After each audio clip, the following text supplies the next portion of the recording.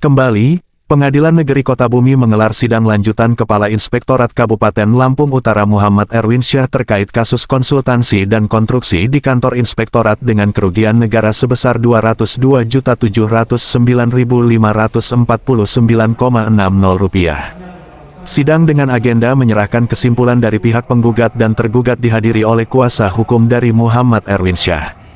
Senin, tanggal 20 Mei tahun 2023.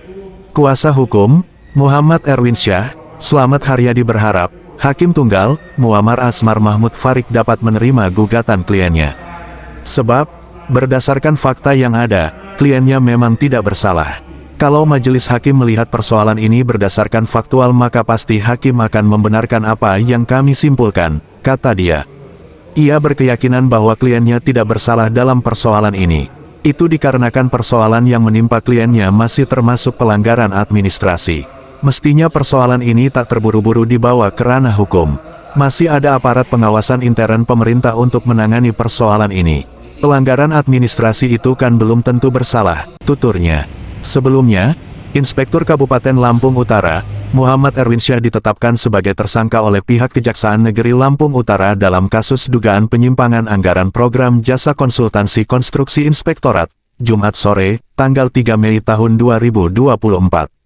Sah atau tidaknya penetapan tersangka terhadap Muhammad Erwinsyah, mantan Inspektur Kabupaten Lampung Utara akan segera diketahui pada Selasa, tanggal 21 Mei tahun 2024.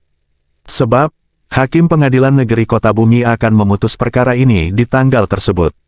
Selain Muhammad Erwinsyah, Kejaksaan Negeri Lampung Utara telah terlebih dulu menetapkan RHP sebagai tersangka dalam kasus ini. Kesimpulan ya, kalau kesimpulan tadi mereka tetap sudah sesuai alat bukti dan lain sebagainya. Ya memang kalau secara formalitas, ya kan, secara norma ketentuannya iya gitu. Tapi kita pertanyakan misalnya begini, ketika memeriksa BPKP, ya, ini kan terpenuhi nih, dia meriksa BPKP sudah. Tetapi pertanyaannya, ketika mengkonfirmasi tentang sebuah kegiatan yang dikerjakan oleh ahli-ahli teknik, bagaimana caranya itu kalau ada kerugian negara di sini? Kan harus ada orang ahlinya ya kan, ahli tekniknya. Nah ini nggak ketemu gitu, nggak ada, harusnya ada gitu.